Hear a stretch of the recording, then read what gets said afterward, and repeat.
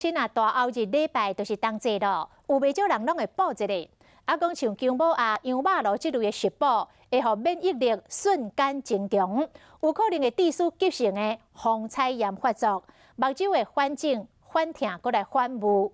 有人会想讲这是目睭疲劳，误着看医生的时间。啊，若是恶化，是会变青光眼白内障，恐惊有痴迷风险。所以要提醒咱的乡亲时代。 食补了后，目睭若有状况，上好赶紧去找医生。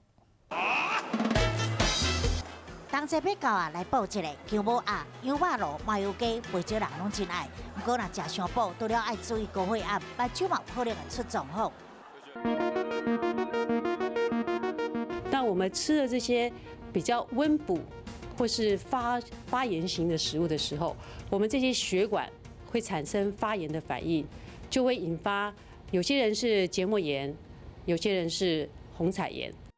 若是进补了后，目睭安尼肿肿痛痛，视力嘛模糊，千万唔通以为是目睭过度疲劳，因为急性的风采炎病情恶化，可能会造成有失明风险的青光眼或者白内障。羊肉炉、姜母鸭、麻油鸡，就是有辣椒的牛肉面，或是含有大量的胡椒的食物，体质热的人是不太适合吃这些。